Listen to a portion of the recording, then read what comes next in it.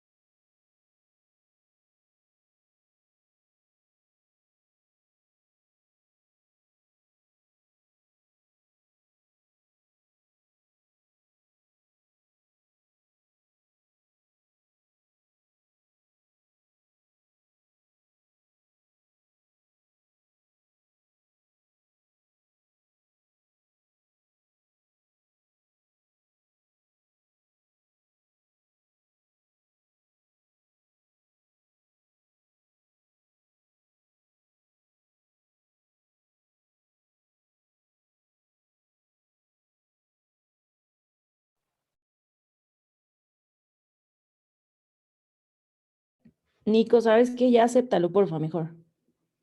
Sí, doctora. Gracias.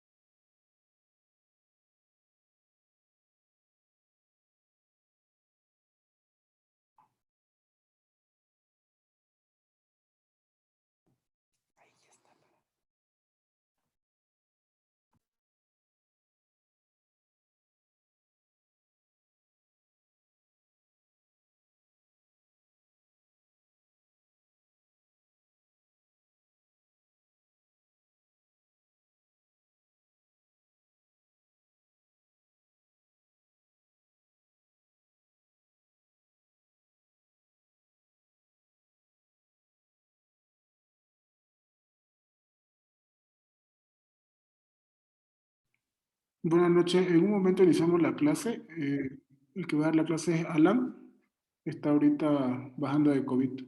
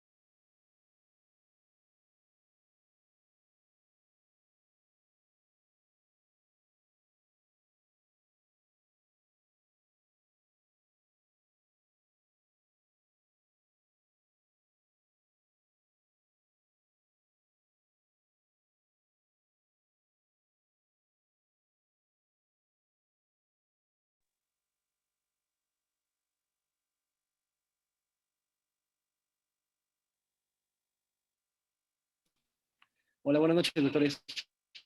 ¿Sí me escuchan? Sí, Alan. Sí, ya empieza. Yo no te escucho.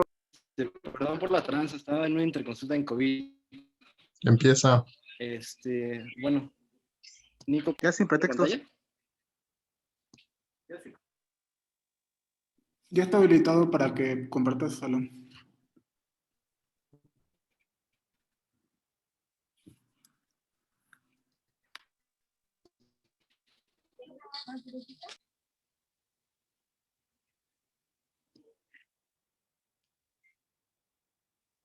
¿Sí se ve en pantalla? Sí, ¿Sí? Ok. sí, Alan. Bueno, antes que nada, bienvenidos a los nuevos R1. Yo soy Alan Ricardo Fernández Leonig, residente de Ciudad General de primer año. El día de hoy vamos a ver la clase de secuencia rápida de intubación. Y pues vamos a empezar. ¿Sí me escucho?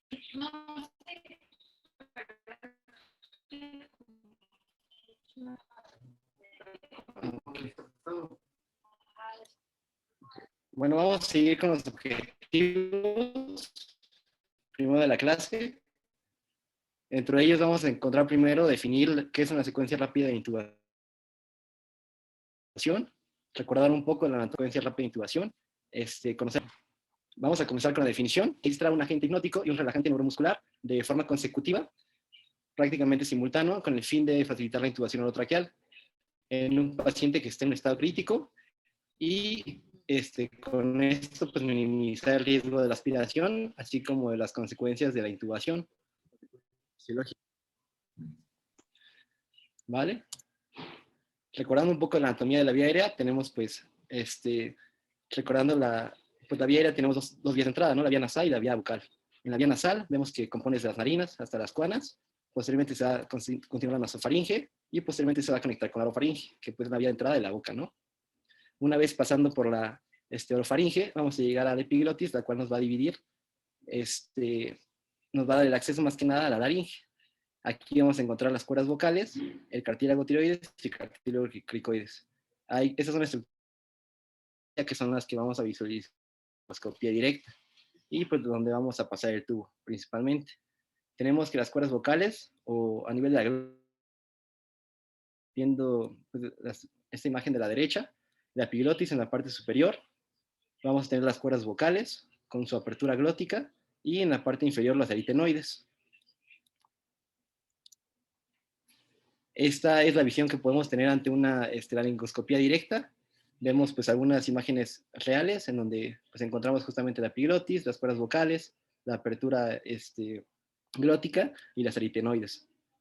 Y pues en estas imágenes vemos más o menos lo mismo en una laringoscopía. Tenemos aquí una vista anterior, donde vamos a encontrar la epiglotis y la vista posterior va a ser las aritenoides, como límite posterior, perdón. Ahora vamos con las indicaciones para una secuencia rápida de intubación o para intubación de un paciente. Hay indicaciones neurológicas, misceláneas, gasométricas, y dentro de las primeras pues vamos a encontrar las neurológicas. En ellas tenemos un paciente con un Glasgow menor de 8 y disminuye a 2 puntos de puntaje inicial. Entre las misceláneas pues tenemos un paciente que vaya a entrar en anestesia, analgesia y sedación, que vayan a someterse a una cirugía mayor o algún procedimiento quirúrgico. Un paciente con compromiso neurológico grave o respiratorio severo y ante unos procedimientos diagnósticos terapéuticos como la broncoscopía. Otros tipos de indicaciones son pues datos de insuficiencia respiratoria, que pues son principalmente gasométricos. Tenemos una presión parcial de oxígeno que sea menor de 60, aún ya con el uso de oxígeno suplementario, obviamente usando primero las puntos nasales, la mascarilla, puntos de alto flujo, y si nada de esto funciona, pues ya veríamos la necesidad de una intubación. Que sature el paciente menos de 88%, igual con el uso de oxígeno, o que tenga una presión parcial de CO2 mayor de 50, con un pH menor de 7.32, es decir, que esté con una acidosis respiratoria. Hay algunas indicaciones que son principalmente usadas en el servicio de urgencias, ante una protección de vía aérea. Tenemos pacientes que tengan apnea, alguna condición que obstruya la vía aérea de forma mecánica, un paciente con deterioro neurológico que condicione pues, la hipoxemia, pacientes que tengan alta probabilidad de obstrucción o falla ventilatoria, pacientes con TCE severo, con un trauma facial que comprometa justamente la vía aérea o compromisos también cerradura de vía aérea, con intubarlos como una medida protectiva. ¿Me pueden avisar si ponen algo en el chat? Porque creo que no me aparecen los mensajes. Sí, Alan, yo te aviso. Gracias, Nico. Bueno, dentro de la secuencia rápida de intubación, pues tenemos las 8 Ps. Estas pues, las aprendemos desde pregrado. Y pues aquí está una tablita donde vemos cada una de ellas con el tiempo que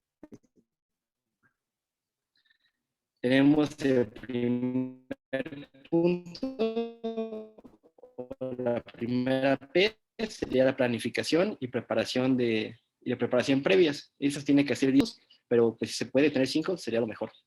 La premedicación se va a iniciar a los 3 minutos antes de iniciar pues, la inducción con la hipnosis y parálisis. Posteriormente, en el cuarto paso, tenemos la hipnosis y la parálisis, que sería nuestro tiempo cero.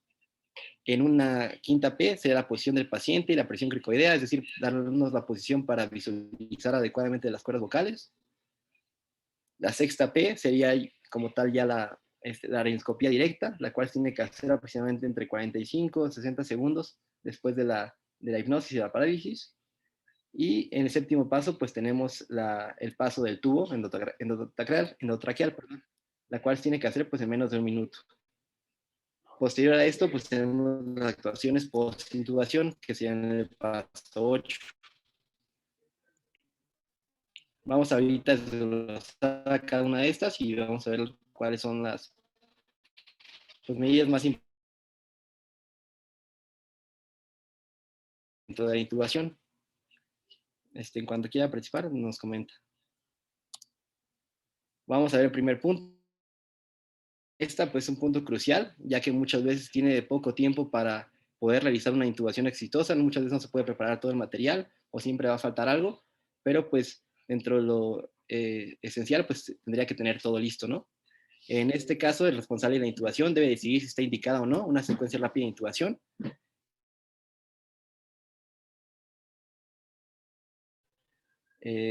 ¿Cómo se dice? En pacientes que estén agonizando, sufran un paro respiratorio o un coma profundo con una escala de coma de Glasgow menor de 3, se puede usar el crash intubation o intubación inmediata, es decir, se va pues, prácticamente pasar el tubo directamente y se van a tomar todas las medidas después de la intubación.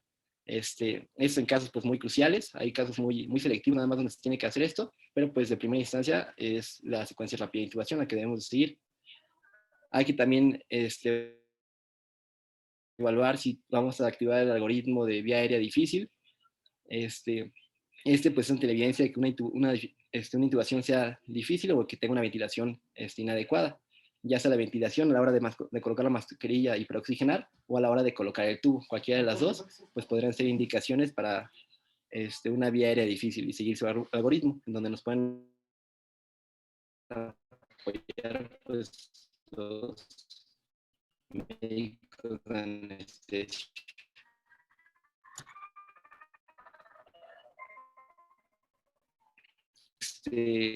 Suponer que vamos a tener una vía aérea difícil, ya sea en la ventilación o la intubación, son estos que vemos aquí.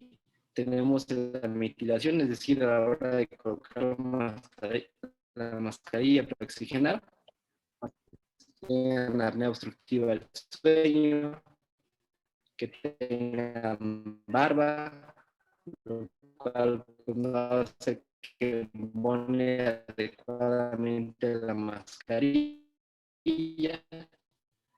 Malapatri 3 o 4, edad mayor de 55 años, que tengan limitación a protección maxilar. Este factor, que es la distancia tiromentoniana, es un factor independiente, el cual nos va a estar tanto predisponer como para una alteración de la ventilación como de la intubación. Se dice que cuando tiene menos de 3 dedos, va a ser una vía aérea difícil. Pacientes que estén obesos, que midan más de 30. ¿Sí me escuchan bien? Un poco entrecortado, Alan, pero... Yo también un poco entrecortado, pero no ¿Sí sé me si escuchan bien los demás? internet o el tuyo. Bucal menor de 3 dedos, un Malapatri.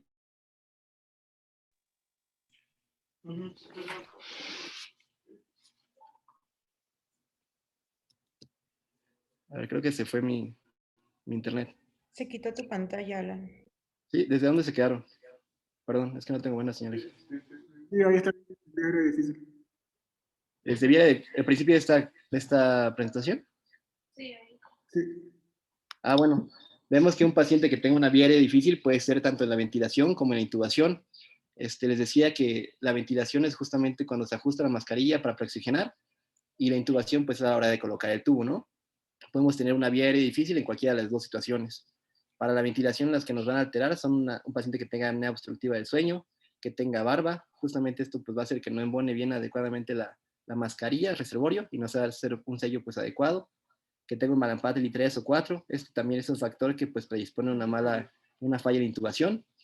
Un paciente que tenga mayor de 55 años, que tenga limitación en la protrusión maxilar, una distancia tiromentoniana. Este es un factor como tal pues independiente, en donde vemos que si mide menos de 3 dedos, ya va a ser una vía aérea difícil, tanto para la ventilación como para la intubación. Pacientes con obesidad, pues con obesidad mórbida principalmente, aunque aquí marca mayor de 30 grados, pero con obesidad mórbida ya pues, es un paciente difícil. Que tenga alguna pérdida dental o que la anatomía del cuello per se pues, nos imposibilite una ventilación adecuada, que no tenga una flexoextensión adecuada. En cuanto a la intubación, pacientes que tengan una intubación, una historia, un antecedente, una intubación endogreal difícil ante una cirugía previa, también se puede, vamos a sospechar que va a ser también en este caso una vía aérea difícil, que tenga una apertura vocal menor de 3 dedos, otra vez vemos un Mallampathy de 3 o 4, o que la motilidad del cuello pues esté disminuida o alterada. También pacientes que tengan dientes prominentes y la distancia tiromentoniana, como les mencioné previamente, es un factor independiente tanto para la ventilación como para la intubación. Aquí tenemos un poco recordando la clasificación de Mallampathy. Vemos que pues de grado 1 se pueden visualizar pues prácticamente toda la glotis. Vamos a pedir al paciente que abra la boca y en esta podemos observar pues el paladar blando, las fauces, la úvula y los pilares. En un grado 2 se van a perder prácticamente los pilares, solamente vamos a ver el paladar blando, las fauces y la úvula. En un grado 3 solamente vamos a ver la base de la úvula y en una fase 4 o en un grado 4 solamente vamos a alcanzar a ver el paladar duro. En estos pacientes, pues es cuando en un grado 1 y 2 son pacientes que probablemente no tengan dificultad para la intubación o para la ventilación, mientras que en un grado 3 y 4 pues van a ser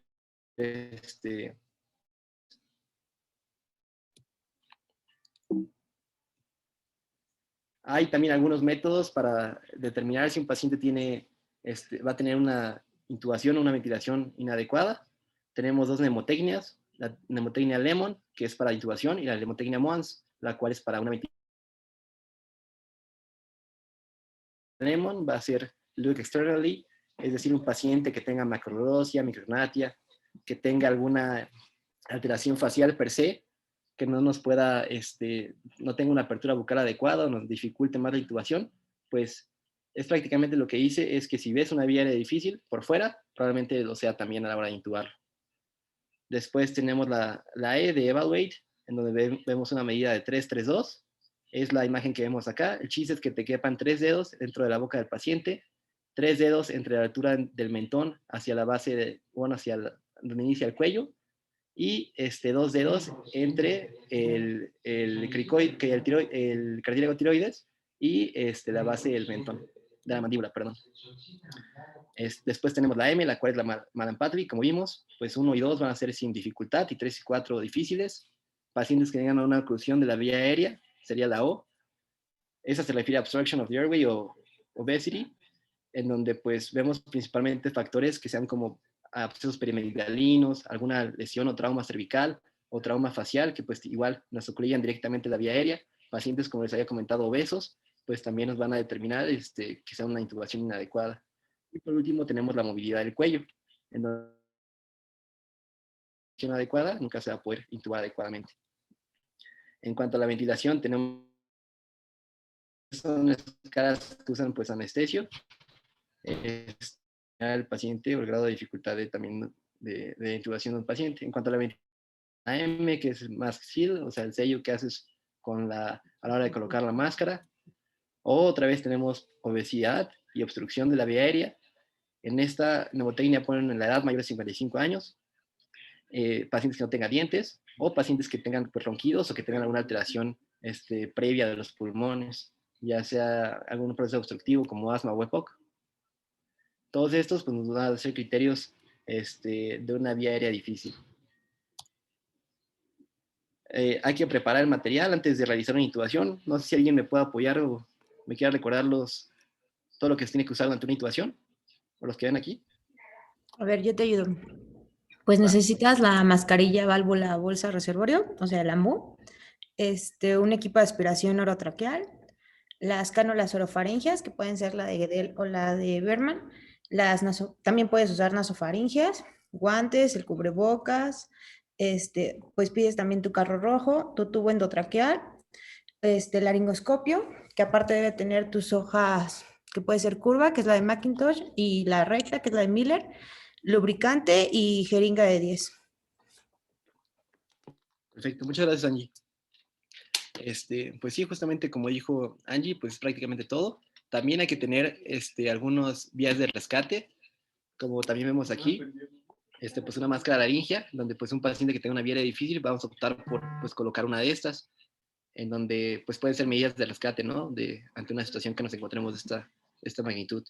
Hay también una mnemotecnia para recordar pues prácticamente todo lo que se tiene que tener, o lo más importante, que se llama Soak Me, o pues sí, en donde la S es suction, tenemos que tener una adecuada después toma de succión, justamente para estudiar las lesiones que pueden incluir la vía aérea del paciente, oxígeno obviamente, una vía aérea, es decir, pues una mascarilla, la válvula, máscara de reservorio, obviamente todos los fármacos que vamos a usar, la monitorización del paciente y por último, pues el equipo, ¿no? Que es de todo el material que necesitamos propiamente para la intubación, es decir, el manguito, el tubo endotraqueal, la guía, las cánulas, como decía bien Angie, y pues todo prácticamente como lo dijo. En el segundo paso, ese fue el primer paso, la preparación y planeación del paciente. Después tenemos la preoxigenación, ese es un punto pues muy importante, ya que pues nos va a dar como tal el tiempo de Alan, apnea que va, ¿sí? oye, nada más importante en lo del material, Claro, siempre recuerda tener el aspirador funcionando, ¿eh? sí, O sí, sea, porque obviamente, ya que, que hay que intubar a un paciente y no tienen el aspirador puesto o no funciona y pues es un relajo ahí. Entonces también sí, hay que considerarlo. ¿Va? sí, muchas gracias, doctor. Sí, como dice el doctor, pues también es importante corroborar que todo el material funcione, es decir, que el mango del laringoscopio tenga pilas, que sí prenda la lamparita, que la guía pues sea adecuada, que justamente a la hora de colocar pues el tubo endotraqueal hay que corroborar primero que el globito se infle adecuadamente y no tenga fugas, y pues prácticamente ver que no haya que no nos falle nada, ¿sí? También es importante tener un estetoscopio para hacer la comprobación primaria y secundaria del paciente. Muchas gracias. ¿Hasta aquí alguien más que quiera aportar algo?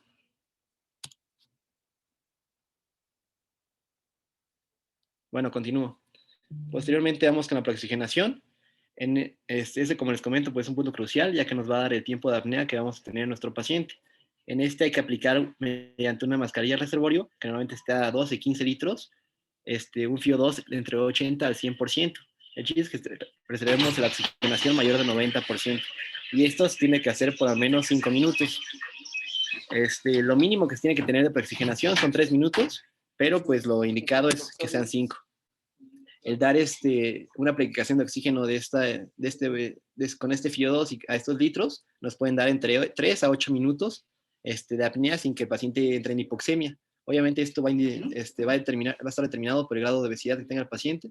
Los pacientes muy obesos normalmente nos van a aguantar 3 minutos a lo mucho, y pues pacientes que estén delgados nos pueden aguantar un poco más. En pacientes obesos también hay algunas recomendaciones donde podemos elevar la cabecera a 25 grados o instalar un CPAP con una presión de 7.5 a 10 centímetros de agua, y con esto lograr o darnos un minuto más de apnea sin hipoxemia en estos pacientes, que pues van a ser difíciles a la hora de intubarlos. Hay que valorar la ventilación manual. Esta casi nunca está indicada, sin embargo, pues hay pacientes donde no se logra una adecuada oxigenación, van a estar saturando menor de 90, menor de 88, y pues en esos casos hay que estar ventilando adecuadamente. Para lograr una adecuada ventilación manual, pues hay que ver siempre el paciente que tenga un oxígeno al 100%, que las ventilaciones sean suaves, sean con delicadeza, obviamente acopladas a la respiración del paciente, porque el paciente todavía no está sedado, no está dormido, entonces hay que estar acopladas a su ritmo respiratorio. Y podemos usar una técnica que es la de que usan los anestesios, donde podemos oprimir el cartílago cricoides, lo cual nos va a ocluir pues como tal el esófago, y pues vamos a poder ventilar adecuadamente sin insuflar a cámara gástrica, y pues evitar así la broncoaspiración. Entonces la preoxigenación pues es un punto muy importante de la intubación. Posteriormente tenemos la premedicación. Esta consiste en la administración de fármacos antes de la inducción o relajación con el fin de mitigar pues, esos efectos adversos de estos medicamentos o que sean propios de la intubación orotraqueal, es decir, pacientes que entran en hipertensión, que son taquicárdicos, una respuesta de nervios principalmente. Entre los medicamentos más usados que tenemos para esta premedicación, o al menos los que usamos más en el hospital, son el fentanilo. También este artículo que encontré, usan lidocaína en una dosis de 1.5 miligramos por kilogramo. Ese se usa principalmente en pacientes que tengan una hipertensión intracraneal o tengan un TC severo. Pacientes que tengan bradicardia o en niños de adultos con bradicardia, pues podemos usar atropina con una dosis de 0.02 miligramos por kilogramo en bolo. Y pues el más usado que usamos aquí en el hospital es el fentanilo. Usamos 1 a 3 microgramos por kilogramo. Pues básicamente va a tener un efecto analgésico principalmente y pues nos va a ayudar a reducir las dosis de los fármacos a la hora de inducirlos. ¿Hasta aquí alguna duda? ¿Alguien quiere aportar algo más? Oye, Alan, Sí. ¿tú has usado remifentanilo en el hospital para intubar? No, doctor, nunca. O sea, real no hay fentanilo para nosotros y intubar en piso, no. Yo no he visto que haya fentanilo. Sí, no. De hecho, sí, pues básicamente nosotros en la premedicación casi no administramos ningún medicamento más que un analgésico, casi siempre administramos tramadol. ¿No administras ningún medicamento? Seguro. En la premedicación antes de la inducción y de la hipnosis, pues Ajá. administramos prácticamente tramadol como un analgésico. Y pues casi siempre iniciamos con un bolo también de propofol. Pues más que nada, ¿no? Sí. Uh-huh. Entonces, bueno, para que no quede, o sea, porque el fentanilo realmente pues es un medicamento que no está al alcance, pues generalmente en piso, ¿no? La atropina la utilizamos pues en otra situación como parte de la reanimación cardiopulmonar, no para el paciente en paro, sino cuando hay bradicardia, ¿no? Pero pues lo demás no. No. Yo al menos no me ha tocado que haya, ni siquiera. A veces líquido hay. Ahí al alcance, ¿no? Sí, pues sí, doctor. Básicamente esto pues fue lo que encontré en las guías Avento de intubación y pues los artículos que encontré casi siempre mencionaban estos, pero pues sí, realmente en el hospital pues casi nunca lo tenemos a la mano. Bueno, voy a continuar.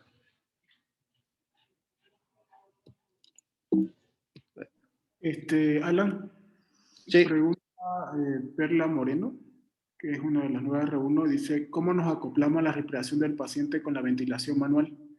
¿Es observando los movimientos respiratorios? Es una pregunta.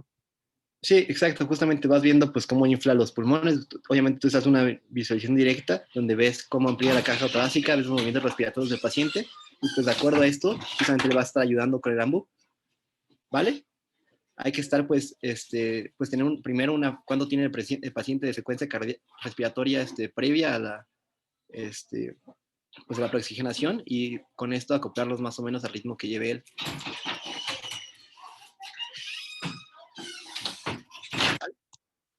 Bueno, aquí tenemos más o menos los mismos medicamentos que usamos en la premedicación, que había comentado en la, pues la presentación previa.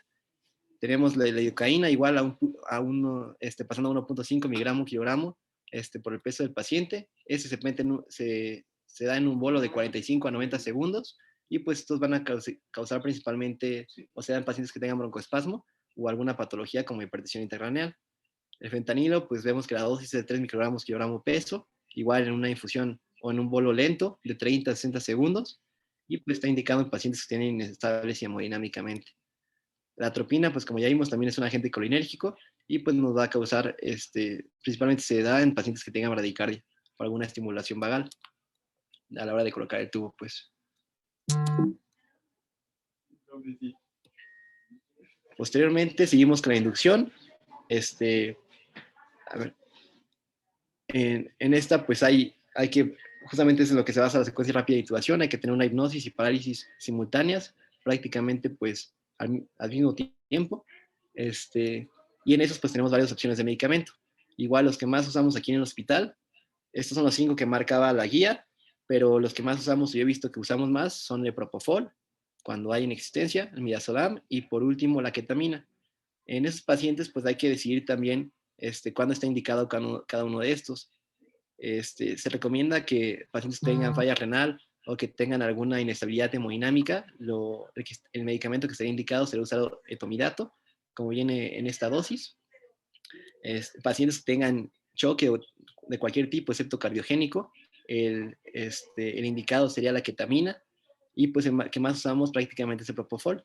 Ese es un medicamento que pues es muy, muy seguro, normalmente en pacientes que usamos, que tenemos que intubar de forma pues inmediata, nos da pocos efectos adversos y pues podemos tener una adecuada sedación del paciente. Igual produce hipnosis pues y amnesia. El último medicamento que se usa para la hipnosis y parálisis de los pacientes pues es más que nada para la hipnosis es el midazolam. Pero pues muchas veces, como hemos visto en piso, es el único que nos queda como opción. Amigo, me gustaría aportarte algo nada más ahí, bueno, nada más así como comentario rapidito. Bueno, lo ideal también, así como mencionaste, es ver primero a qué tipo de paciente le vamos a indicar, pues más que nada, qué tipo de medicamentos, y como lo acabas de decir. Por ejemplo, bueno, algo que ya hemos visto ahorita que hemos estado con algunos pacientes, pues por ejemplo, propofol, pues no utilizarlo en pacientes que estén con hipotensión, o sea, que ya es un paciente que ya esté muy chocado, vamos a llamarlo así, porque a veces lo chocamos más. En este caso, pues sería pues más recomendable utilizar la ketamina, que por un ratito al menos pues genera un poquito de hipertensión en el paciente, que muchas veces no tenemos, acabamos casi siempre utilizando pues midazolam o en algunos casos nada más el propo. O nada más para recordar, si tenemos ketamina y el paciente está en shock, pues lo podemos utilizar principalmente. Y el propo, pues utilizarlo en un paciente que pues no tenga inestabilidad hemodinámica en ese momento. Sí, exacto. Muchas gracias, Ken. Sí, pues justamente como dice Ken, pues lo importante es ver pues las condiciones en las que tenemos al paciente. Pacientes que estén chocados, como mencioné, pues lo más importante en estos pacientes es dar ketamina. Como decía también Ken, pues un efecto adverso de ella es la hipertensión, lo cual pues nos puede como contrarrestar este efecto pues de choque que tienen los pacientes. Mientras que el propofol, midazolam y prácticamente todos, también el fentanil, nos da pues una hipotensión. Entonces sí hay que considerar esto antes de premedicar o de usar la hipnosis y parálisis del paciente. ¿Alguien más que quiera aportar algo? No sé si se conectó la de anestesio. Sí, está el doctor Juan Carlos, que escribió, bueno, me escribió que al final de la clase va a dar aportaciones. Ah, ok. Específico. Alan, solamente comentarlo, en el piso nos ha tocado intubar varias veces y generalmente lo que ocupamos es propofol, no hay otra cosa más para usar, ¿no? Pero sí tenemos que tomar en cuenta lo que disminuye el 10 al 15% la hipotensión, como lo comenté. Sí. Bueno, muchas gracias, Nico. ¿Alguien más que quiera participar? Esta diapositiva, perdón, ¿sí me escuchas? Sí. Es muy importante que hagas énfasis en las dosis y en las precauciones, que serían como más que nada las patologías que pacientes de base y las contraindicaciones. Vemos que casi la mayoría de los agentes que causan hipnosis, pues generan hipotensión. Entonces, pues es algo que prácticamente no vamos a poder evitar. Y con respecto a lo que preguntaba Perla, pues hay que tener en cuenta un montón de cosas. Generalmente un paciente que vamos a intubar, pues es un paciente que neurológicamente no está íntegro, no cardiomodinámicamente tampoco tiene pues las mejores condiciones. Entonces, pues difícilmente vamos a lograr un acoplamiento entre la mecánica ventilatoria del paciente y la ventilación que nosotros queremos dar. Inclusive muchas de las veces que nosotros vamos a intubar es porque el paciente ya está en paro cardiorrespiratorio, estamos en las maniobras de reanimación, entonces pues básicamente hay que ventilarlo siguiendo el patrón que maneja el ACLS. No, es difícil poder acoplar al paciente con la ventilación que nosotros queremos. No sé si de los R1 pues que les ha tocado intubar últimamente, pueden aportar algo al respecto con esto. El otro día, Diana, Axel, intubamos a una paciente, algo que quieran comentar.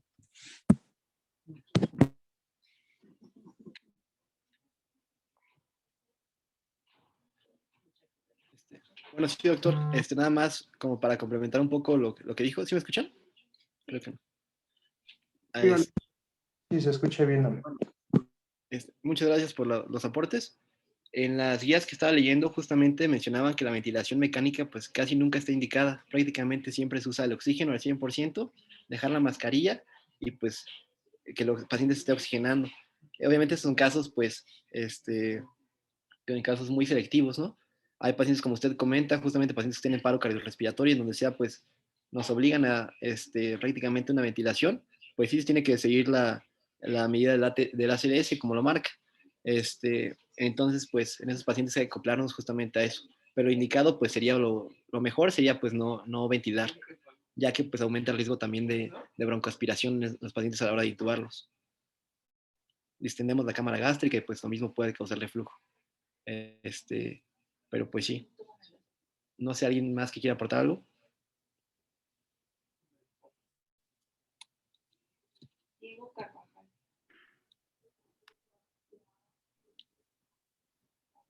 Bueno, creo que Diego Carvajal preguntó si en pacientes COVID se hace preoxigenación. Sí, de hecho en los pacientes COVID ahorita justamente está haciendo la secuencia rápida de intubación, en donde prácticamente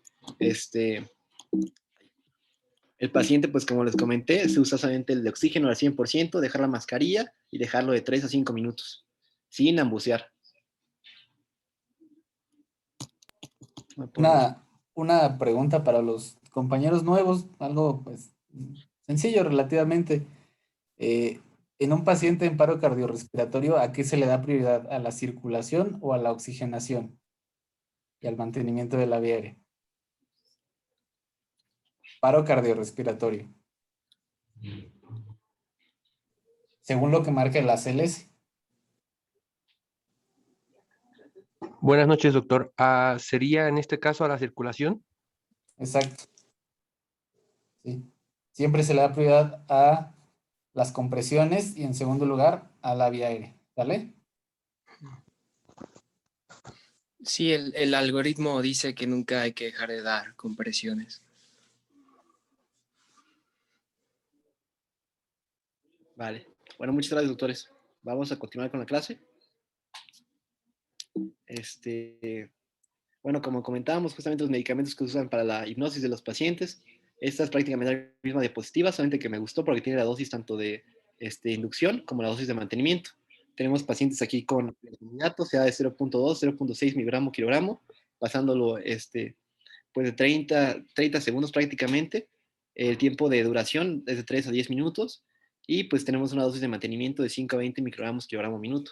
Esto es importante para también los nuevos residentes que van a entrar, pues justamente esta tablita, porque pues muchas veces van a tener pacientes intubados que hay que tenerlos con dosis de mantenimiento, y pues hay que ver qué medicamento vamos a usar. Casi siempre usamos Propofol, Midazolam, en pocas, pues pocas oportunidades tenemos de usar fentanilo o ketamina, pero pues sí nos ha llegado a pasar que tengamos que usar más que nada en COVID, luego se llega a acabar el Propofol, el Midazolam, pues nos dejan nada más con la ketamina y hay que saber pues cuáles son las dosis de sedación o de mantenimiento.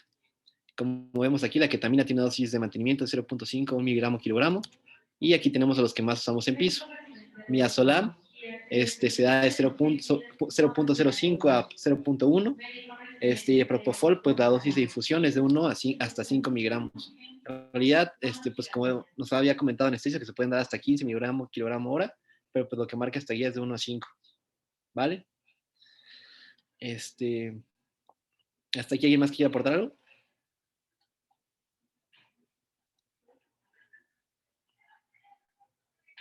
Bueno, continuamos. Después, para la parálisis, prácticamente los que más se usan son el becuronio y el recuronio. El mejor para dar una parálisis adecuada del paciente y pues relajar un poco la musculatura de y facilitar la intubación es el recuronio. En muchos casos, pues tampoco hay en piso y tenemos que acudir al becuronio, pero cualquiera de los dos es una buena opción. Tenemos la presentación del becuronio aquí en el hospital, es de 4 miligramos y del roku es de 50. Entonces, pues hay que ajustar esto de acuerdo a la dosis del paciente o la dosis de acuerdo al peso del paciente.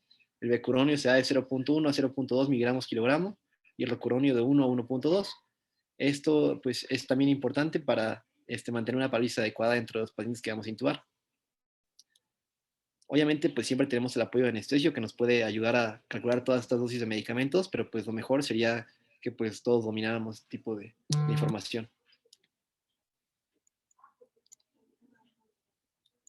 Bueno, posteriormente vamos a posicionar al paciente en una, pues una posición que nos facilite la visualización de las vías de la vía aérea o de las cuerdas vocales. Vemos a esta paciente justamente cómo está totalmente acostada en su plano horizontal. Vemos cómo la orientación del cuello pues está disminuida y podemos colocarle pues algunos cojinetes, algunas almohadas, las cuales nos van a aumentar el ángulo del cuello y pues nos va a facilitar la intubación. Hay una posición que se llama sniffing o olfateando hacia arriba justamente. Tiene que estar en un plano horizontal al techo y pues justamente el pabellón auricular tiene que estar a la altura de la horquilla esternal. Vemos que ahí pues vamos a tener una adecuada forma de intubación del paciente. En pacientes obesos esta técnica pues, nos ayuda mucho. Podemos colocar múltiples almohadillas, las cuales nos van a facilitar pues a la hora de colocar el tubo. Muchas veces nosotros tenemos la costumbre pues, de colocar al paciente totalmente en decúbito supino, en su plano horizontal, y así tratar de intubarlo, pero pues vemos que muchas veces esto lo dificulta. De hecho, hemos visto también que los anestesios muchas veces inclinan la cabecera del paciente y los ponen aproximadamente 30, 45 grados, y así se les logra pues, intubar de una forma más fácil. Al principio la verdad yo me preguntaba por qué, y ahorita pues ya fue que lo pude entender, ¿no? Hay que ver que su plano facial esté paralelo al techo y que el conducto auditivo externo pues justamente esté a la par de la horquilla esternal. Obviamente esto está contraindicado pues en pacientes que tengan alguna patología cervical, algún trauma a nivel facial, cervical, que pues imposibilite el colocar estas almohadillas o que pues nos pueda ocluir más la vía aérea. Posteriormente... ¿Sí? Bueno, en el paso número 6 tenemos la laringoscopía. En esta hay una clasificación que es la de Cormack y de Hein. Esta pues también es equiparable más o menos a Mallampati. Mallampati es una clasificación pues viendo la boca del paciente prácticamente sin la utilización del laringoscopio, y el Cormack es a la hora de colocar el laringoscopio. Tenemos en grado 1, se logran pues ver todas las estructuras glóticas, las cuerdas vocales, como ya hemos visto al principio, toda la anatomía, la epiglotis, las aritenoides, prácticamente se ve todo íntegro. En un grado 2 vemos nada más la mitad de las cuerdas vocales. Se puede dificultar un poco la visualización de la apertura glótica. En un grado 3 vamos a ver nada más la epiglotis, y en un grado 4 pues vamos a ver solamente la base de la lengua.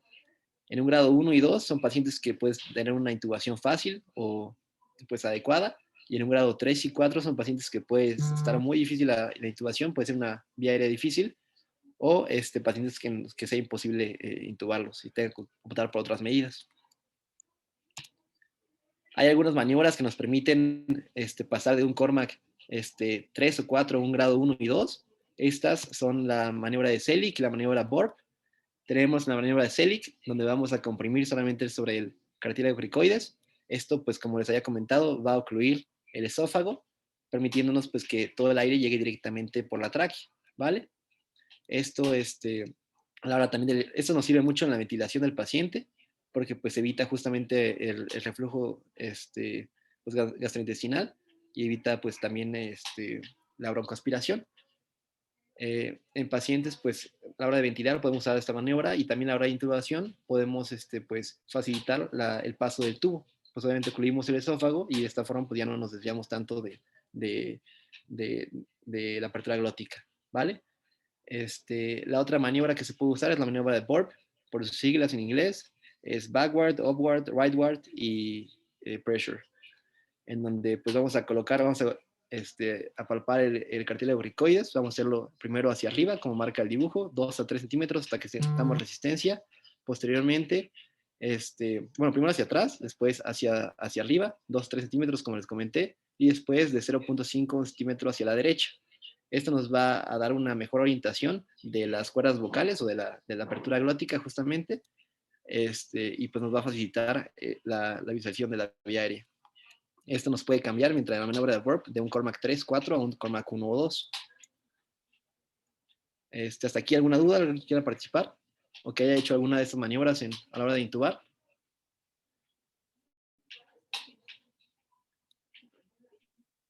vemos que pues justamente en quirófano también muchas veces los anestésicos piden aplicar esas maniobras que a ellos nos facilitan pues justamente la intubación, y pues ya vemos cómo esto les puede ayudar a ellos y tanto a nosotros también. Puede ser obviamente una asistida por otra persona o puede ser también por nuestra cuenta realizar este tipo de maniobras, ¿vale? Bueno, continúo entonces. Vemos aquí la maniobra de burp, justamente, de cartílago bricoides, oprimimos hacia abajo, hacia arriba y después hacia la derecha. Esto pues nos da una mejor observación de la vía aérea, ¿no? Y en la maniobra de Selig, ocluimos justamente el esófago y pues vemos directamente la tráquea, ¿vale? O sea, eso lo que nos hace es evitar pues los dos hoyos que vemos y irnos directamente a la vía aérea. También se ha visto que la maniobra de burp es mejor, es lo que se ha visto, que la maniobra de Selig. Muchas veces la maniobra de Selig, en un 30% de los casos, puede llegar a ocluir también la vía aérea y dificultar el paso del tubo. Entonces, pues, obviamente ambos tienen que estar hechos por expertos, o sea, lo indicado, que esté hecho por expertos para ver cuánto de presión pues tenemos que oprimir y que no nos dificulte también la visualización de la misma. En el paso 7 tenemos ya el paso del tubo y la comprobación del tubo endotraqueal. Vemos que la epiglottis va a ser la señal pues, más fiable de que ya estamos cerca o vamos a pasar las cuerdas vocales. La técnica consiste en primero aspirar, colocar el laringoscopio, el cual obviamente el laringoscopio se mete en la comisura labial del lado derecho, posteriormente se gira en 90 grados y pues de ahí se desliza lentamente por la lengua.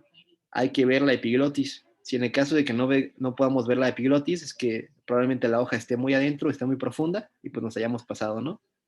Hay que mover la lengua hacia arriba, justamente en el borde posterior para ascender un poco la glotis y visualizar mejor las estructuras glóticas. Y una vez que ya veamos la glotis, vamos a colocar pues el laringoscopio, ¿no?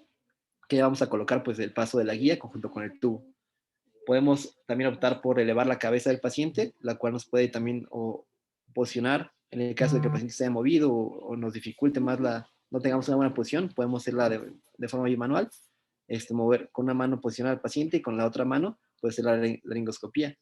Es importante pues hacer una palanca como más bien evitar las palancas, hay que hacer una laringoscopía en forma de levantar una copa hacia adelante y hacia atrás para evitar pues también la lesión de los dientes, ¿no? Del paciente. Una vez que ya se observan todas las estructuras, hay que introducir la guía. Puede ser sola o puede ser, más bien, sí, puede ser ya con el tubo endotraqueal o la guía nada más. ¿Vale? Aquí tenemos algunos de los pasos. En el paso 1, pues vemos cómo vamos a deslizar el laringoscopio por el base de la lengua. Vamos a llegar hasta observar la glotis.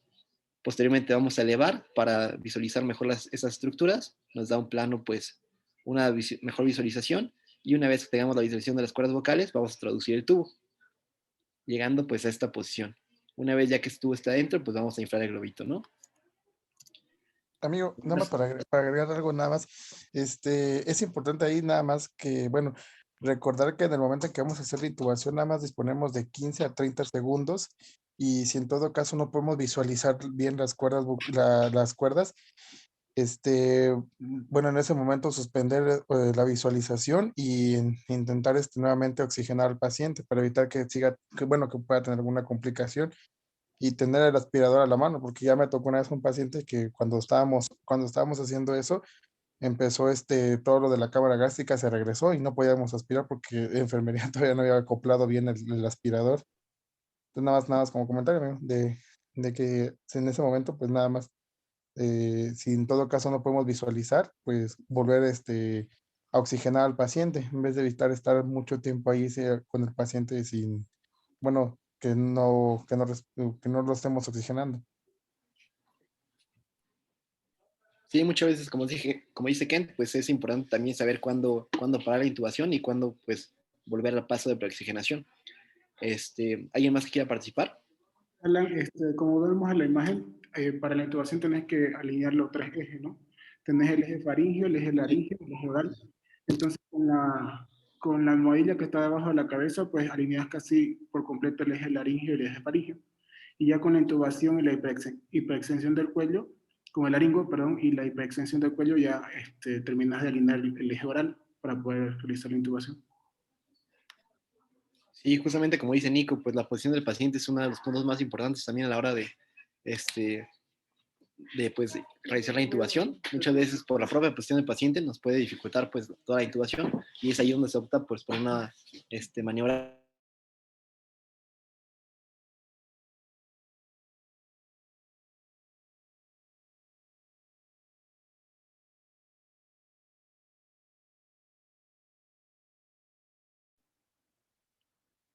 Alan se cortó, creo.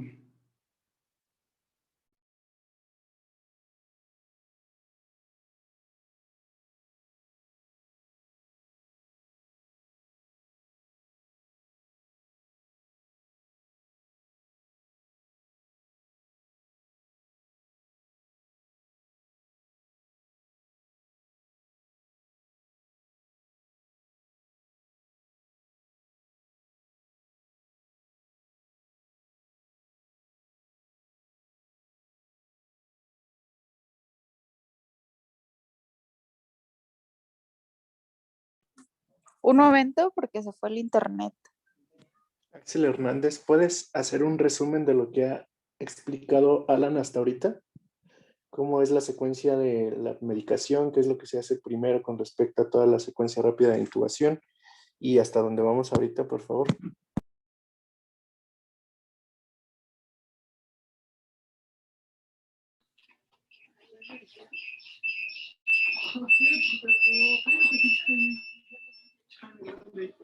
Espérense. Perdón, se me fue el internet.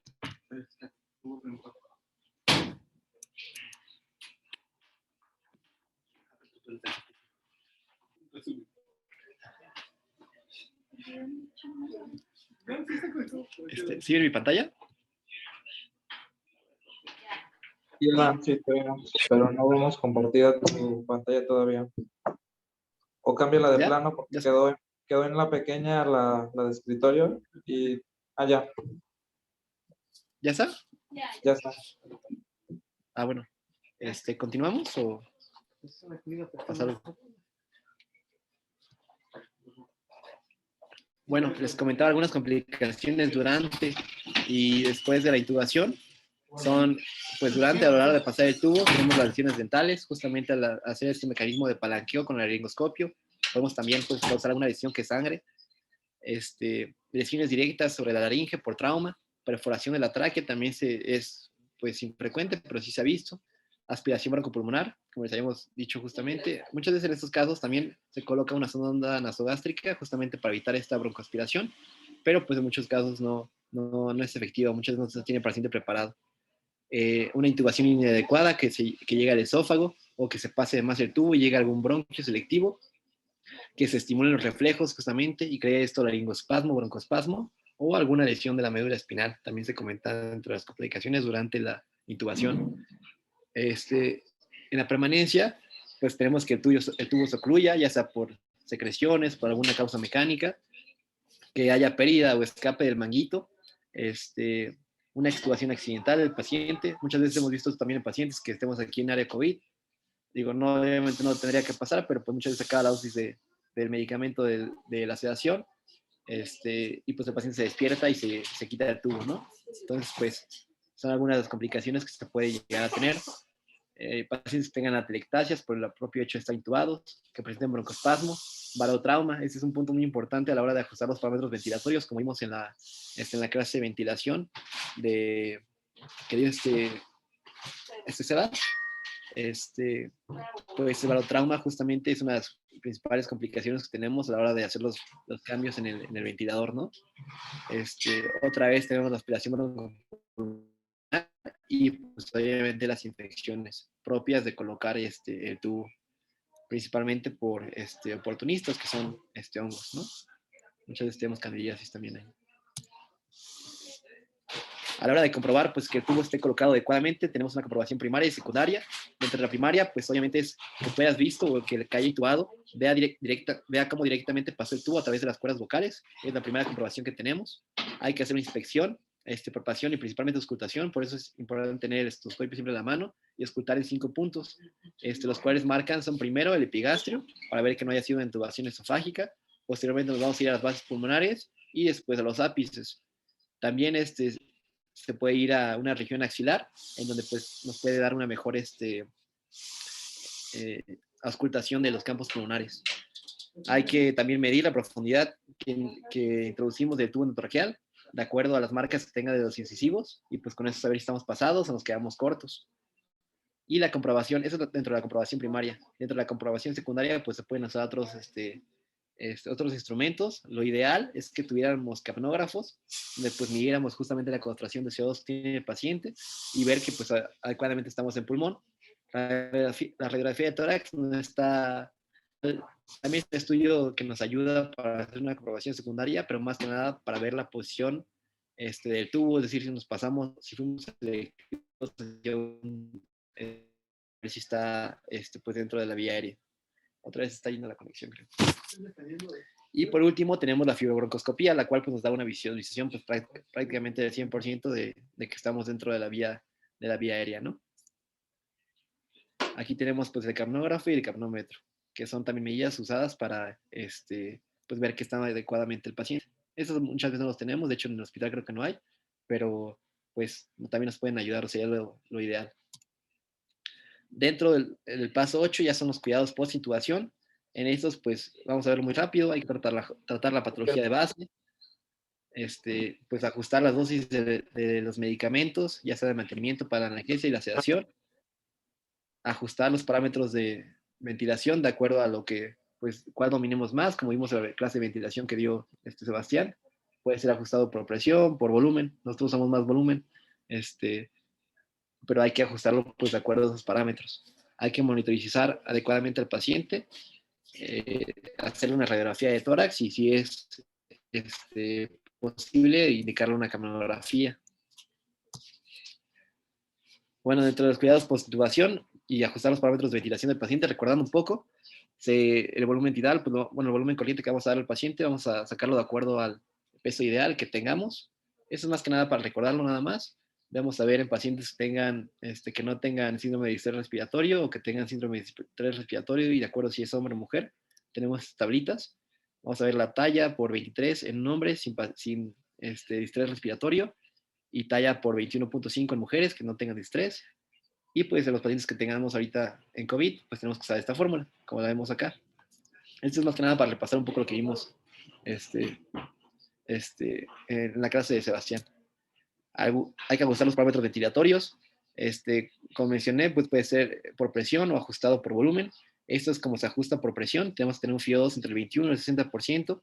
Hay que tener una presión soporte pues, necesaria para ajustar un volumen tidal entre 6 a 8 mililitros kilogramo de peso ideal y que sea un máximo de 12 centímetros de agua. El trigger o el disparo tiene que estar de 1 a 3 litros por minuto. Y pues el CPAP de 5 a 8. Ese es el que usamos más frecuentemente, la ventilación mecánica asistida por volumen. Tenemos igual tener un FiO2 de 21 y 0 de inicios, tiene que ajustar entre 21 y 60%, es lo que está indicado. El volumen tidal, pues es de acuerdo al peso ideal, 6 a 8 en pacientes que no tengan distrés respiratorio y de 4 a 8 en pacientes que tengan distrés. En esos casos, pues lo mejor es iniciar con 6. El trigger, como vimos, de 1 a 3, el PIP que sea de 5 a 8, pues va a depender, como vimos, del índice de masa corporal que tenga el paciente. Vemos que el índice de masa corporal menor de 30, era menos de 5, y así se va subiendo hasta pacientes obesos hasta 10, ¿no? Bueno, lo podemos subir hasta 12, de hecho, pero pues normalmente entre 10 y 12 es lo que más que tolera un paciente obeso. La frecuencia respiratoria se debe de ajustar de acuerdo a los parámetros de la gasometría, ver que el CO2 sea normal, y pues de acuerdo también a la patología que tenga de base el paciente. La presión inspiratoria pues debe ser de 0.3 segundos, más bien la pausa inspiratoria, perdón, de 0.3 segundos, y hay que pues, motorizar justamente pues, todos los parámetros que vemos aquí para ajustarlo de acuerdo a la relación que hay entre la inspiración y la expiración, que nos quede de 1 a 2 o de 1 a 3. El flujo igual, tiene que ir de 30 a 60 litros por minuto, igualmente para ajustar una relación entre 1 a 2 o 1 a 3. Esas son las metas ventilatorias de protección pulmonar. Es principalmente pacientes que tengan distrés y no distrés respiratorio. Vemos el volumen corriente, como les había comentado, 6 a 8 sin distrés, 4 a 8 con distrés, el PIP de 5 a 8, un FiO2 del 21 al 60%, que sature entre 94 y 96% sin distrés respiratorio, o que tenga distrés, pero que sature entre 88 y 94, podemos aguantarlo todavía. Una presión parcial de oxígeno mayor de 55, de preferencia pues entre 55 y 80, una PCO2 entre 35 y 40, y pues estas presiones también nos marcan el ventilador, ¿no? La presión de distensión, que es menor de 14, presión meseta menor de 28, y la presión máxima que podemos tener en la vía aérea, que sea de 35. ¿Mande? Pusieron algo en el... A ver. Preguntaron en el grupo, ¿los relajantes musculares también se administran como mantenimiento? No, de hecho, lo que está indicado justamente de los relajantes musculares es tenerlos máximo por 48 horas. Y pues son principalmente pacientes que vemos en COVID, pacientes que estén pronados, justamente para disminuir pues este esfuerzo respiratorio. No sé si alguien quiera comentar algo más de eso.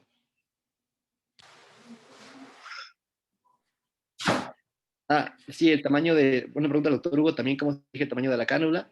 ¿Hay alguna fórmula para eso? Lo que revisé justamente es que para hombres es entre 7.5 a 8 y en mujeres de 7 a 7.5 el tamaño del tubo que vamos a pasar.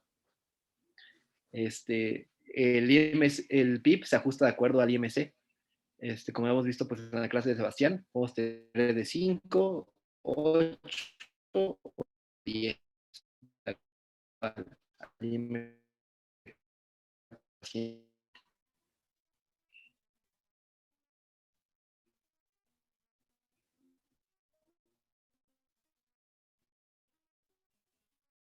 ¿Algo más que comentar alguien más?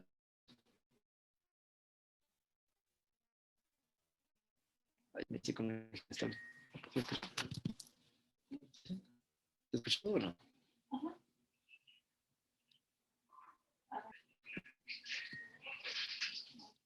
Disculpen, ¿sí me escuchan? ¿No? ¿Sí? Hace rato como que se cortó un poquito. Perdón, es que estoy en el hospital y no tengo buena señal. ¿Alguien más que quisiera participar? No, buenas noches. Ahora sí les habla el doctor Juan Carlos Barrón de Anestesia. La verdad, no sé si me permite hacer unos comentarios. Sí, adelante. Bueno. Ahora sí, doctor. Bueno, primero que nada, pues yo personalmente quiero felicitarlo. La verdad es que su clase estuvo muy completa. Y digo, y aunque qué bueno que se está viendo esto, porque esto es una destreza que pues debería de ser, o sea, la intubación endotraqueal en sí, ya sin consideraciones especiales, pues debería ser una destreza que debería ser dominada pues por el médico general, no por cualquier especialidad. Ya situaciones muy particulares como las que ya estuvimos mencionando, o que estuvo mencionando durante su exposición, bueno, esas sí ya pueden ser ya de especialidades o de diferentes cosas, pero en sí es algo que debemos de dominar todos. Entonces, qué bueno y precisamente más adecuado en el momento de la pandemia. Bueno, pero en particular la intubación de secuencias rápidas es una destreza especializada, pues, porque se hace en condiciones críticas y no es algo que se pueda aprender o practicar de manera rutinaria. Es algo que hasta que te toca estar con el peor paciente en el peor momento, es cuando lo empiezas a entrenar. Entonces, lo ideal, como una recomendación, ojalá y se pudiese algún día, en la interacción pues, que tenemos en quirófano con todos, pues sería bueno que se acercaran con nosotros y empezar a practicar esto primero en condiciones controladas, ¿no? Con asesoría, con preparación, con todo eso, y ya después empezar a intentar hacerlo en condiciones donde apremia el tiempo, donde el paciente no está en las mejores condiciones. Y esto es en particular importante porque en todos los hospitales en los que yo he conocido, la verdad es que el equipo de cirugía pues tiene un papel muy importante en esto, ¿no? Sobre todo por lo del manejo del trauma, ¿no? Eso la verdad es algo que el cirujano general no se salva y que es muy importante que lo domine, y lo hacen, de hecho. Entonces, la primera cosa importante que quería recalcar es que la mayor parte de los errores que cometemos, y siempre y en cualquier cosa, son errores por omisión, o sea, por olvidar hacer cosas, más que por lo que hacemos, sino por lo que olvidamos hacer. O sea, ¿cuántas veces no nos ha pasado que estamos en este procedimiento, en particular en intubación, y no nos dimos cuenta y como dijo alguien ahí, ¿no? Nos faltó la aspiración, el tubo está ponchado, no funciona el ventilador. Entonces, esa parte de la preparación es sumamente importante y la única manera de evitar eso, bueno, pues es hacerlo y hacer un repaso mental y muchas veces para evitar precisamente esos errores por omisión, que la verdad es lo que más nos ponen en aprietos. Y por todo lo que estuvo diciendo del equipo, del COVID y todo eso, un paso más, pues es la correcta colocación del equipo de protección personal. O sea, también cuántos pacientes, este es un procedimiento de alto riesgo de contagio. Entonces, dentro de los pasos de la preparación y todo eso, también en este caso, viene incluido eso, porque nuestra seguridad va primero. Otra cosa, de la prooxigenación, totalmente de acuerdo, es sumamente importante. El objetivo de esta técnica, pues es que el tener el control de la vía lo más rápido posible. Hay pacientes en los que, bueno, obviamente su estado neurológico, su estado en general lo permite, pues se puede hacer, como usted dijo, una prooxigenación, la que nos va a dar el tiempo más seguro de apnea, es decir, el tiempo que más nos va a aguantar el paciente sin respirar, pues es ponerlos precisamente con ventilación espontánea, con 5 litros de oxígeno por minuto, con FIO2 al 100%, sí nos puede dar. En un paciente sano, exactamente como usted lo dijo, hasta 7-8 minutos de apnea sin ningún problema, pero bueno, eso se disminuye con pacientes que tienen baja respuesta baja reserva cardiopulmonar, por ejemplo, embarazadas, o sea, una embarazada de trauma, seguramente, o sea, algún día nos puede llegar, niños, viejitos, etcétera, o los pacientes de COVID.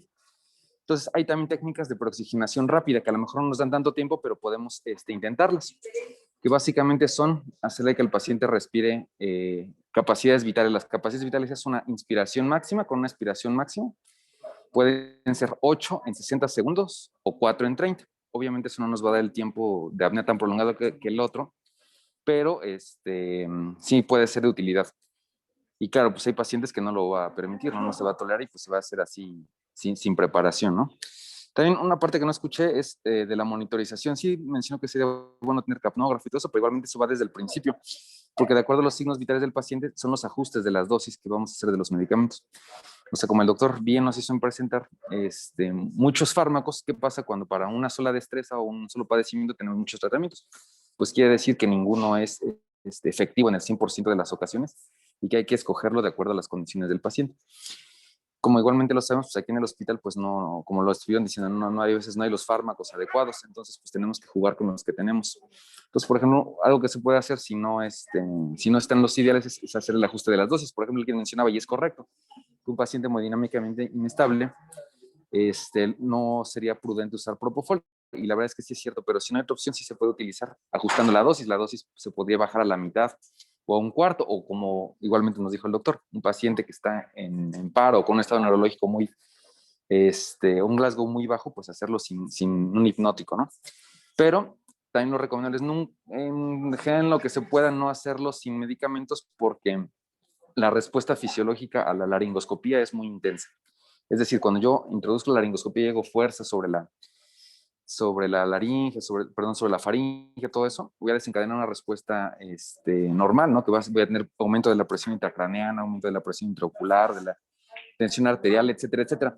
Entonces, si el paciente, por ejemplo, digamos, tiene un cráneo hipertensivo, pues ahí va, ¿no? Por un aneurisma, por lo que sea, pues más pic. Si tiene, por ejemplo, eres un paciente cardiópata y le hago una laringoscopia sin preparación, también ahí va, se infarta, hace una crisis hipertensiva, etcétera, etcétera. O puede hacer una cuestión refleja de la vía aérea, ¿no? Que puede hacer un broncoespasmo, un laringoespasmo por una mala preparación. Entonces, siempre en la medida de lo que se pueda, pues por lo menos sí darle alguna preparación farmacológica. De estos fármacos, por el tipo de destreza, el más importante es el bloqueador neuromuscular, el relajante. ¿Por qué? Porque es lo que nos va a dar las condiciones de intubación óptimas. Y ciertamente sí, el rocuronio y la succinilcolina serían los de primera elección, pues porque son los de más rápida efecto. Pero lo podemos hacer con otros fármacos, ¿no? Por ejemplo, decían el becuronio. ¿Cómo se puede hacer? Pues se puede aumentar la dosis. La dosis normal de intubación del becuronio sería 0.1, 0.15 miligramos por kilo. Si queremos hacer una secuencia rápida, serían hasta 0.2, es decir, por ejemplo, un paciente de 70 kilos, pues le podríamos administrar 15 miligramos de becuronio, o sea, 3 ampolletas, ¿no? O sea, sí, casi 4, ¿no? Sí se puede, sí es correcto, a costa de que de que podamos hacerlo, y 2, de que se va a prolongar el efecto. Entonces, sí se puede, sí es una opción. El remifentanil también alguien lo mencionaba, sí existe en México, aquí en el Hospital Juárez no hay. Lo mencionan muchos porque es un fármaco que dura nada, o sea, dura 1 o 2 minutos su efecto, entonces si tenemos alguna cuestión adversa de él, por su rápido metabolismo, pues se puede eliminar su efecto y bueno, ya hacer maniobras. Y la última cosa muy importante también es, como igualmente lo dijo, insistir mucho en eso, el plan B de vía aérea, ¿no? O sea, si no puedo con mi intubación, entonces, ¿qué voy a hacer si no lo puedo intubar? Entonces, realmente, lo que le va a salvar la vida no es que lo pueda intubar, es que por lo menos lo pueda intubar, perdón, lo pueda ventilar, ya sea con un dispositivo de emergencia, con una mascarilla laringe que se hace ahí en el hospital, o si no se puede, pues con ventilación manual. Lo que le va a salvar la vida al paciente, pues es eso, no es la correcta oxigenación, por lo menos con la ventilación. Y bueno, sí se puede hacer con las consideraciones que dijeron, ¿no? Que se puede hacer con la maniobra de Selly, con todo eso. Que también en mucha literatura es controversial. Por ejemplo, el Selly, que hay gente que dice, no, pues hay que hacerlo para que no le entre aire. Y es correcto. Pero hay gente que dice, no hay que hacerlo también porque no se hace adecuadamente. Se debe hacer con mucha fuerza el Selly. Dice que se debe hacer con 30 newtons de presión. Es mucha fuerza la que se debe hacer. Y además de que si llega a regurgitar el paciente, existe el riesgo de que no se obture adecuadamente el esófago o de que por la presión excesiva y la presión que viene del contenido intragástrico pueda llegar a haber alguna lesión, ruptura o lo que sea. Lo mismo lo de la colocación de la sonda nasogástrica, orogástrica. Hay veces que hay gente que dice sí hay que colocarla, hay gente que dice que no. ¿Por qué? Porque le quita presión o tono al esfínter esofágico inferior. Entonces puede haber más probabilidad de que regurgite el paciente. Entonces, realmente no hay un solo camino. Hay muchas alternativas, como sea, adecuadas al paciente, adecuadas a las circunstancias, adecuadas a las destrezas de cada quien. Y nunca, ni incluso nadie que se pueda considerar que es alguien que es manejador habitual de vía aérea, confiarse y no está por demás nunca evitar solicitar ayuda. Si necesito ayuda, pedírsela a quien sea. Y dentro de los planes de vía aérea, ahí es donde participan de manera muy importante también es el cirujano que sea capaz de hacer una vía aérea quirúrgica rápido, que también es una destreza difícil, ¿no? O sea, porque también cuando llegamos a ese punto, pues hay vías aéreas quirúrgicas difíciles, ¿no? Hay momentos de intubación de vía aérea difícil que son porque no puedo ver, porque no puedo meter el tubo, por ejemplo, por un tumor, porque no puedo ventilarlo, o porque no le puedo hacer una vía aérea quirúrgica fácil, ¿no? También un cáncer de lengua, un cáncer de cuello, no trauma, lo que sea, ¿no? Entonces, de ahí, pues tener alternativas y ayuda, ¿no? O sea, no querer hacerlo solamente una persona. Entonces, también esa sería parte importante del algoritmo siempre, contar con ayuda disponible, rápida y disponible en todo momento. Y pues, nada más eran las presiones que quería hacer, pero en general todo estuvo muy bien, nada más repetí algunas cosas que usted dijo, pero para insistir o destacar la importancia de esos puntos, que son, desde mi punto de vista, las partes más críticas de esta destreza. No sé si pueda aportar algo, crean como algo más. O si alguien no está de acuerdo con lo que yo dije, que también es válido, es correcto. Desde el punto de vista de otro especialista, pues también tiene sus consideraciones. Sí, muchas gracias, doctor. Yo creo que todas sus aportaciones fueron muy provechosas para todos. Creo que, pues, aunque la ventilación, como usted menciona, pues la secuencia rápida de intubación es algo que debemos dominar todos, pues muchas veces no lo dominamos. Obviamente ahorita con la pandemia sí es algo que debemos saber. Y pues yo creo que sí, todo lo que recomendaciones que nos dio y todo lo que nos dijo, pues sí es muy importante. No sé si alguien más quiera participar, decir algo más. También, bueno, Sí. quería hacerle perdón. Disculpe. No, lo dejo hablar. Pues, sí, igual recalcar la importancia de lo que comentó. Son como puntos muy claves para nosotros estando aquí, ¿no? Es muy diferente el manejo del paciente, pues en agudo, entonces tenemos que, uno, mejorar pues nuestra destreza, también tener ya todo pues en orden, ¿no? Tenerlo pues prácticamente como una receta de cocina, aunque todos los pacientes son diferentes, pero pues principalmente con el equipo, con nuestra protección y ya, creo que también parte importante de esto es identificar esos factores de riesgo que pueden hacer más difíciles la intubación para que pues en dado caso pues también podamos comunicárselo pues al equipo de anestesia, ¿no? Recordar que pues, a veces no siempre vamos a poder nosotros, entonces. Sí, yo creo que eso es fundamental, o sea, esa actitud de no querer pedir ayuda, de querer yo creo que ya es erróneo. También una pautilla, eso no vienen los algoritmos de de manejo de vía aérea así tan convencionales, pero hay una técnica que se llama oxigenación apneica, que se puede dar con los pacientes, pues, especialmente que no se pueden ventilar o intubar fácilmente, y consiste en administrar, que de hecho las puntas de alto flujo funcionan un poquito como eso. A veces se dice que el paciente, sin que haga demasiado esfuerzo ventilatorio, recibe oxigenación. ¿Cómo lo podemos hacer en la intubación? Bueno, pues lo que se hace es que se introduce una sonda de Nelaton conectada a una fuente de oxígeno y se coloca en la faringe y se insufla con flujos de por lo menos 15 litros por minuto. Entonces lo que va a hacer es que por el flujo que tiene, pues va a arrastrar el oxígeno por lo menos hasta las partes más distales de la vía aérea, y a lo mejor no va a haber una buena ventilación, pero lo que sí va a hacer, va a haber una oxigenación que nos va a comprar tiempo, y ciertamente aquí comprarte segundos a veces lo que hace la diferencia entre la vida y la muerte, o entre tener una complicación neurológica severa o no. Entonces, luego nada más eso, se introduce, se deja hasta el fondo y se abre el flujo alto, ¿no?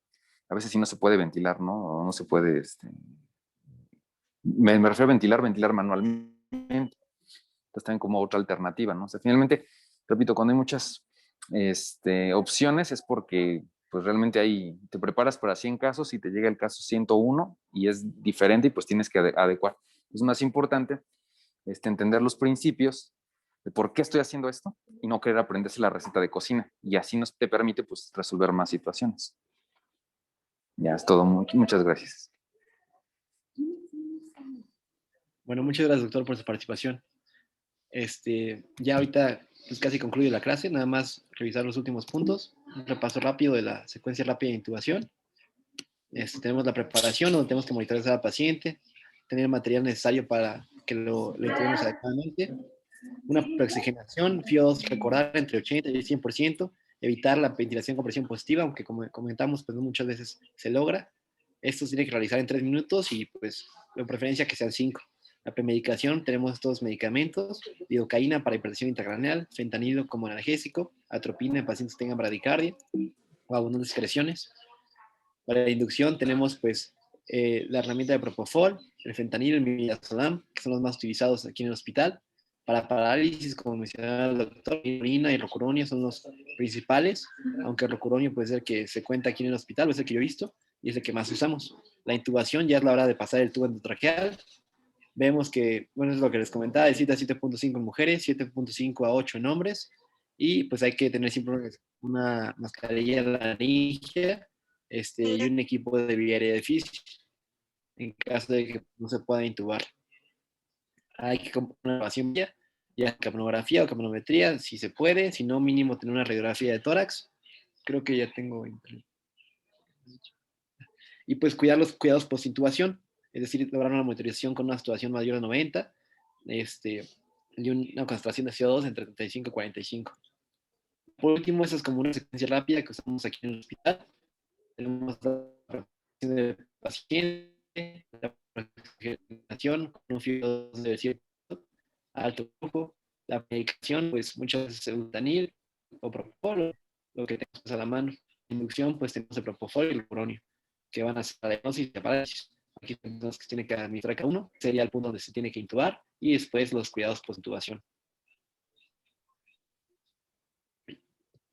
Aquí había un pequeño video que tenía donde se veía la secuencia rápida de intubación, pero creo que no se va a ver.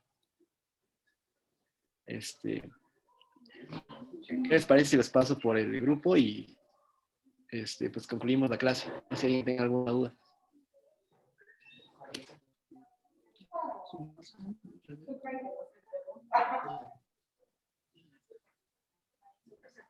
Bueno, entonces, en caso de que no haya dudas, pues vamos a dar por concluida la clase. Muchas gracias al doctor de anestesia por ayudarnos con todos los tips que nos dio, todas esas claves importantes que son muy necesarios conocerlos durante la intubación. Gracias al doctor García Álvarez por conectarse a la clase. Y pues, ¿nadie más tiene algo que decir? Karen, puede cerrar la sesión.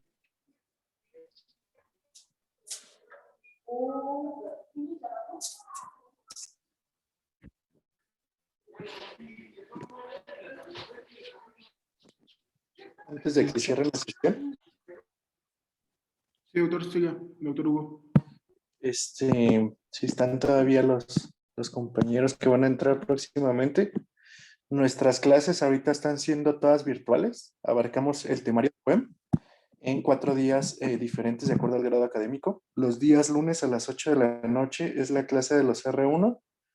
Miércoles y viernes también a las 8 de la noche, R2 y R3 respectivamente.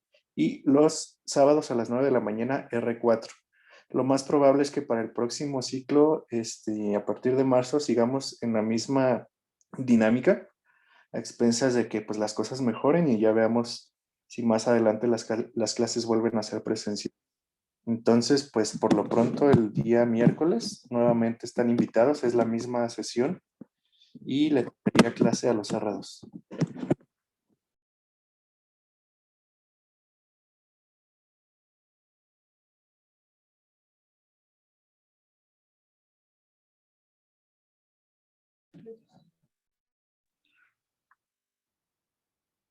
Las urgencias, Levi.